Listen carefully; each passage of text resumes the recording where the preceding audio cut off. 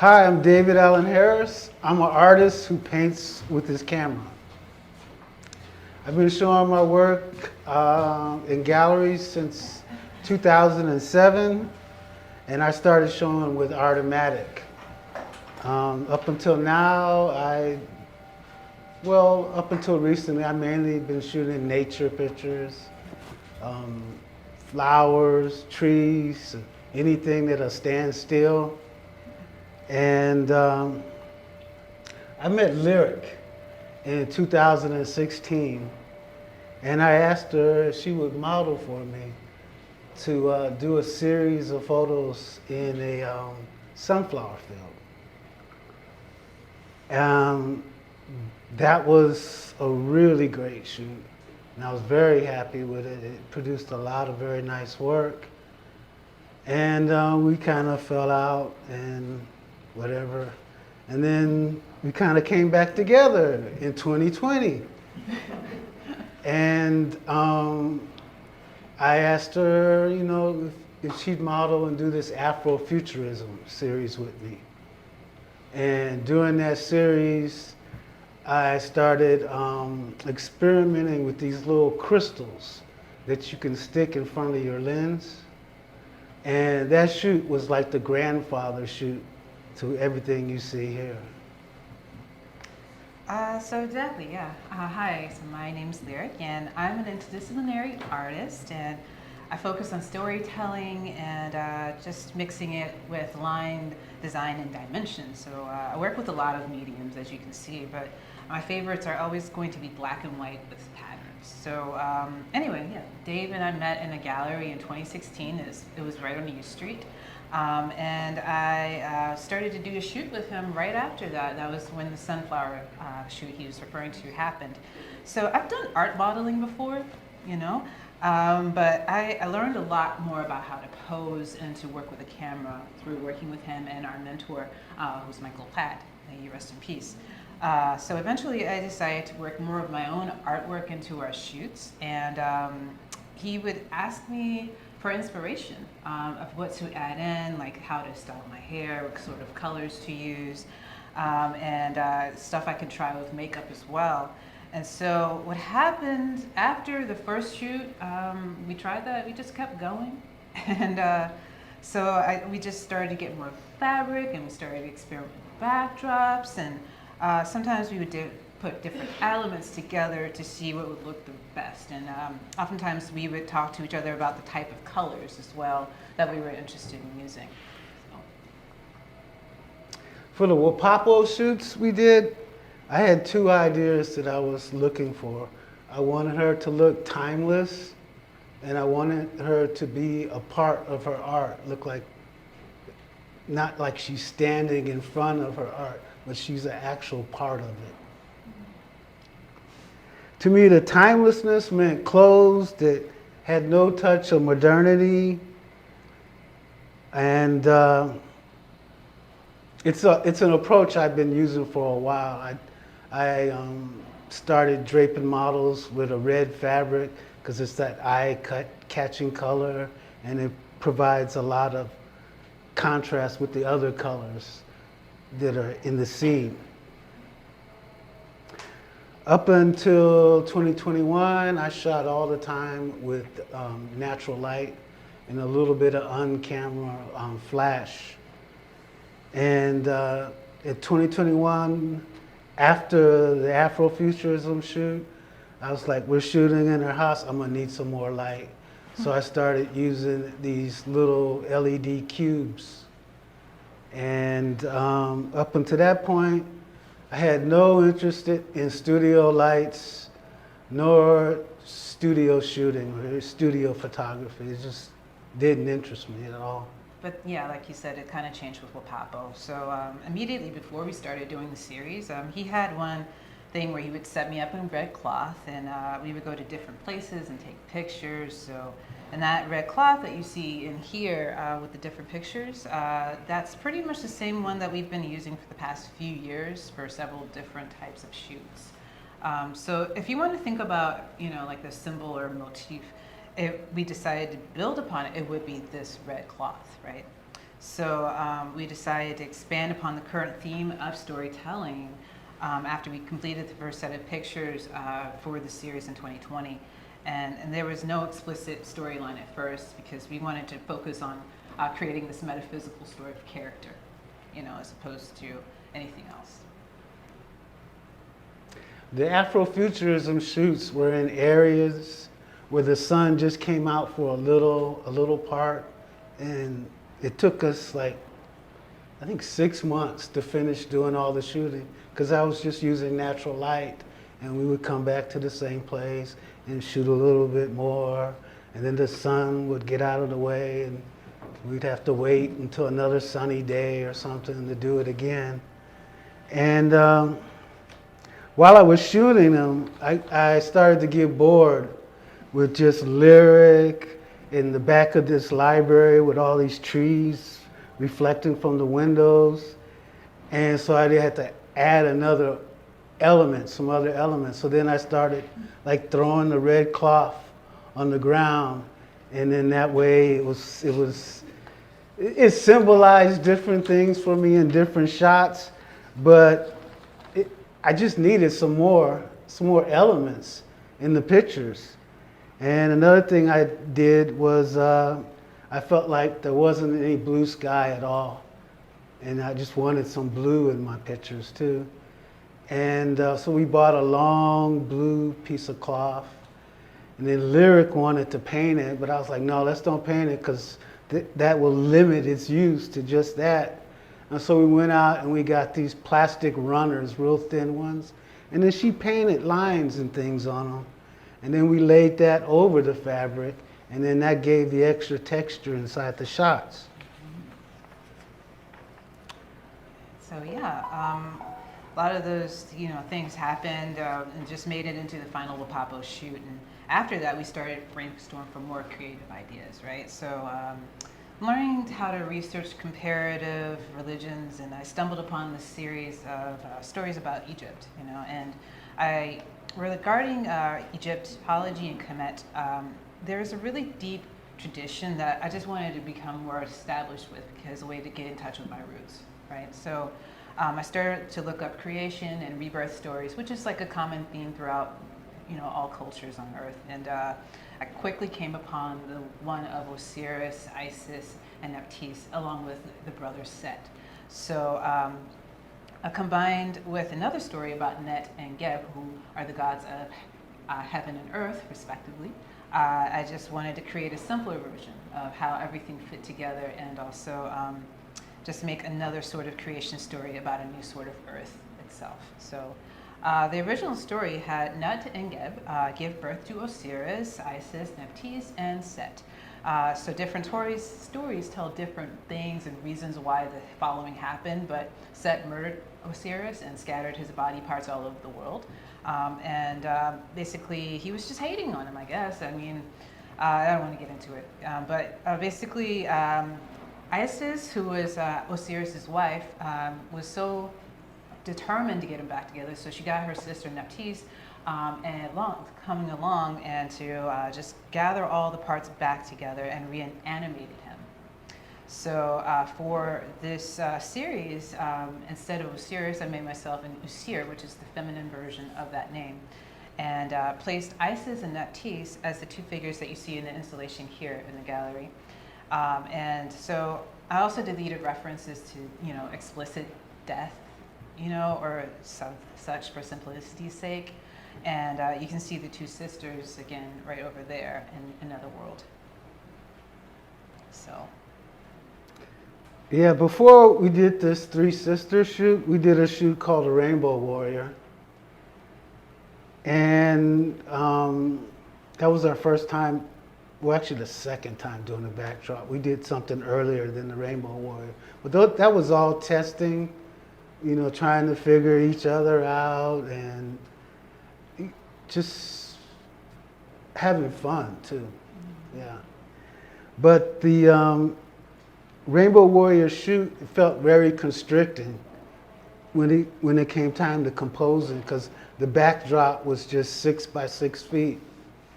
And there's not a lot you can do with that without breaking the fourth wall and other things showing up in the shot that you don't want in a shot.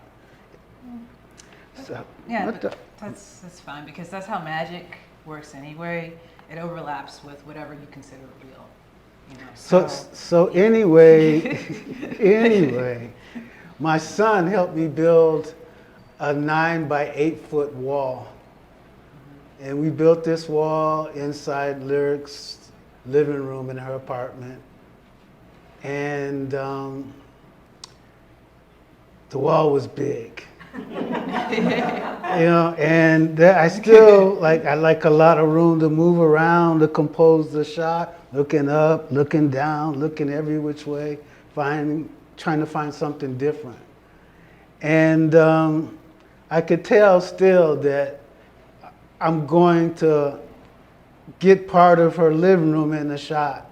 And so I hung the plastic runners that we made before, and with the lines and stuff drawn on, and I put that on the side. Like you might see it in some of these shots, like that one right there in the upper left-hand corner. This one right here. You can see that little black piece right there, and you can see it in that one. And that was trying to keep her living room out of the shot. You know, I wanted it to all be like inside of her world that she created, right? And even with that thing in there to try to like protect me and constrain me, it didn't really constrain me all that much. And I did end up breaking the fourth wall in quite a few shots, like this one right here. Okay.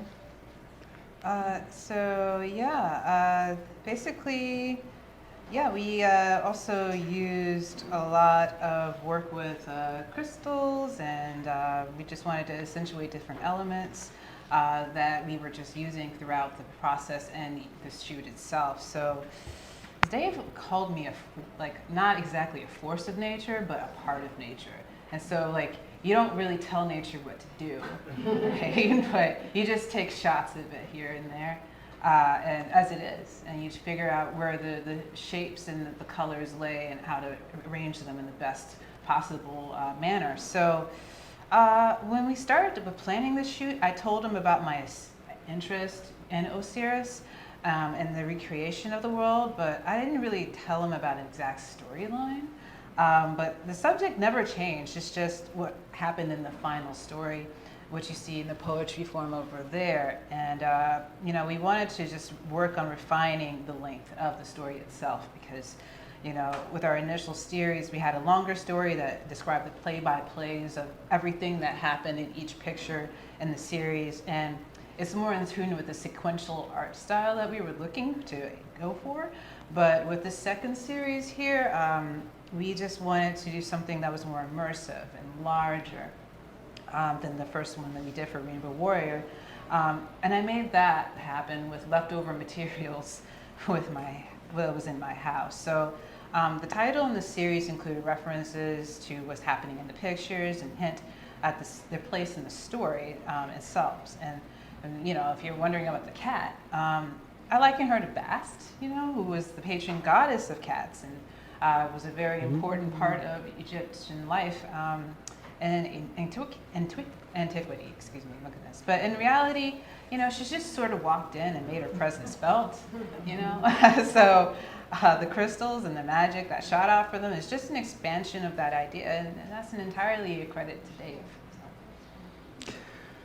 I had a lot of trepidation about the shoot because the old one, the Rainbow Warrior, I kind of understood there were these two big figures like totems behind her.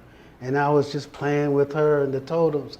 This one, I wasn't too sure how to approach the background. But I just kind of watched her as she was building it, watched it. And then I just kind of felt like this is nature. She's nature. And I shoot nature, so I should have no problem with what she's doing. Everything I treat is just shapes, and then it's just where to compose the shapes in the picture and stuff to get something pleasing. Okay. Yeah. You don't know the history or meaning or what you're shooting sometimes in nature, but you just intuit what makes a good composition and go from there. Yeah, so, I just wanted to say that, I decided to just roll with whatever he was going with, as well as how he wanted to roll with whatever I was going with. And so, again, we had a whole bunch of perfect, things coming together just at the right time and the right place, and in ways that we couldn't exactly anticipate, but it was in the manner that it needed to be. So that's what you see here. And again, I'm just saying that, towards the end of the shoot, which lasted for about an hour or so, the cat just walked in. And instead of getting angry about it, and he didn't get angry about it either, we just rolled with it. So basically, again, hail Bass the goddess. And that's all basically we have to say. So thanks so much for your attention. Hi. I was on a Zoom call earlier today and we had a cat just.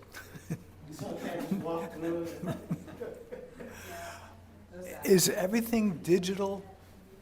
I use a digital camera, and all the what looked like digital effects were created optically with a set of crystals by this company called Lens Baby.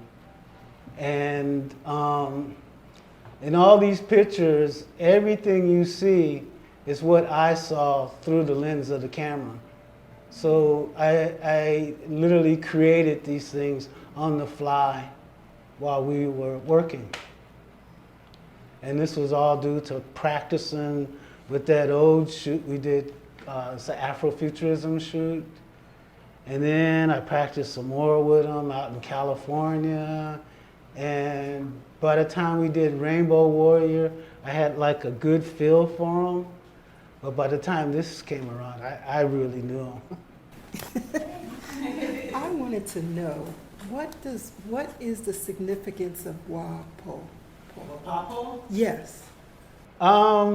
So we decided we had a partnership going, right? And then it's like, well, if you have a partnership, you got to have a name for it. And we were brainstorming names, going on and on and on. And then I heard this song, guitarist, Gary Clark Jr., he did a version of the Beatles, Come Together.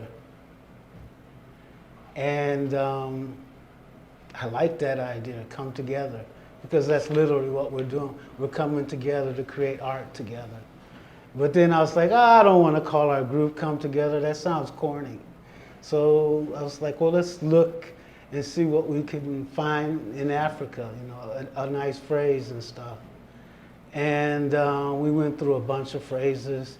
And then we saw Wa PaPo. And I just liked the way it rolled off your tongue and everything. And I was like, yeah, let's do this one. And she was all in on it too. So we decided to call ourselves Wa PaPo. Thank you. It's a Yoruba name from the Yoruba tradition in Africa. Yes, so I just wanted to add that I just have a personal connection with just learning more about that pantheon, and I feel grateful for the opportunity to be able to have that base of knowledge to draw from and every day of my life. So. Hi. I have a lot of questions, but what I'm really interested to know if this work is finished, or if you are, because there is so much performance within the images, even within the mixed media, And sometimes, I wonder if it's gonna come out and coming to break the wall and, performs in real time. That's what I was thinking while she was modeling and doing the shots. Because she was in another world, especially in this one right here. She was breathing very heavy and stuff, and I could just feel all the energy coming off of her. And so when I managed to get the yellow light and then kind of like steer it right between her hands like that, and I thought, wow, that's magic right there. You know, and yeah, this series of work here is done. There are actually about 60 images in the series, and took me a while to figure out which ones I wanted to use. And another thing about it is, like, up on my Facebook page, you can see a lot of these, my art page. You can see a lot of these images, and they're not quite the same as what you see here because I did crop. And in that sense, yeah, it's never totally finished. You make the crop for the frame, you know, but other than that, it's done. I would like to show more of it sometime later because there's a lot to it. And we started working on another one in January and February of 2022. And then a lot of things were going on with my family. Like my mom had just passed away. And we got married. Thanks. I got a feeling that if you work too close with somebody too long, you will decide that you really like them, everything, and it's best to be friends first. Yes, that is definitely the case. Hello. Hello. It's a very interesting concept that you're working with, and thank you. But can you explain a little more about the concept of Afrofuturism and how that applies? Oh, that's not part of this shoot. No, that was like after Michael Platt passed away in 2019. Sometime towards the end of the year, we met and started talking again. And that first shoot we did after we got back together was an Afrofuturism shoot. And that's the one. And the only reason why I referred to it is because the technique that I used in these images, it came from that shoot first. And that shoot was a second time around because I had shot in the same place, I guess 2018 or 2019, and not one image juried into a show. And I always thought it was a great location and stuff. And so it's like this. Lyric is magical, I have to admit, because even the sunflower shot, the shoot that we did, I had done that before, a year before I met Lyric. Michael Platt and I, we went out in the sunflower field with a model, and I would say two things that ruined it. I couldn't get her to drape herself in the red cloth. She thought what she was wearing was just fine enough, you know. And it's just like, you know, yeah, some little hippy dippy stuff, you know. And I'm just like, no, I'm not taking hippy dippy pictures, you know. I want you to look timeless in this field, you know. I don't want people to say, oh, that was from the 1920s, or that's from the 1970s. You don't know when it was from. It happened after they invented color film, you know. And so the same thing happened with the Afrofuturism shoot. Lyric came back into my life again, and then I was like, well, let's try this. Let me try this again. And that time, we juried several pictures into shows. And Yeah. I was very happy. I wanted to add a little bit. So a bit about the timelessness aspect. So there is Afrofuturism that you were talking about, and then there's Afro dimension. Afro-dimensionality, which basically is just, you can go backwards in time, you can go forwards in time, you can be right now in the present, but then there's uncertainty about the flow or the exact placement of time itself. And so that was why we wanted to use like cloths and other not like less descriptive articles of clothing, because we wanted to show that flow, that endless flow of that cycle. So a lot of people want to say Afrofuturism, but the concept itself is way larger, and I think it encapsulates a lot more about the possibilities of what art can do. I tell you how far we went with that Afrofuturism. I insisted on a silver suit. Because it's not the future until everybody is wearing silver suits.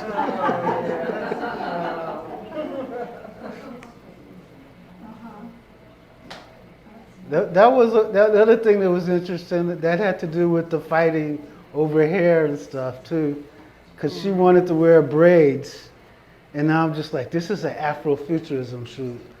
You got to have a natural hair. You don't need to braid it. Anybody could braid their hair up and look like they're black, but it's kind of hard to fake our hair.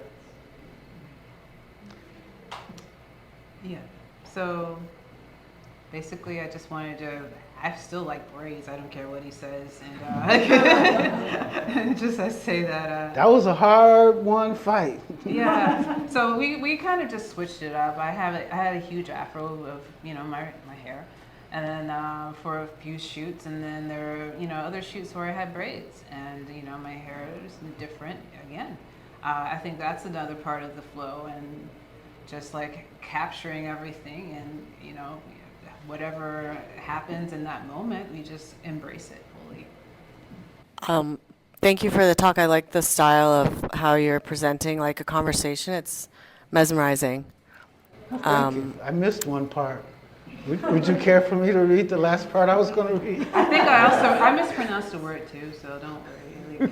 Stuff happens. Well, I was interested in the inspiration you said you took from I think you said it was Osiris, like the god, but you changed him into a female. Yeah. How does the art sort of represent your, like this being, and are you, did you do research about what was the Egyptian style, or what the god would have worn, or was it just an internal inspiration, or how is the god represented in the art? I guess is my question. So Osiris is depicted as a dark-skinned or black-skinned, entity. So I didn't want to, do that completely. Instead, I wanted to just riff on the idea of, making him a part of night, representing him as part of the underworld more directly. So I decided to, also work in his mother Nut, who is the goddess of the sky, in terms of having a black background and kind of a galactic sort of makeup application on my skin. So that way I wanted to have fun with the story while also, paying homage to the source itself. All right, well, thank you both so much for the great conversation. Talking for myself.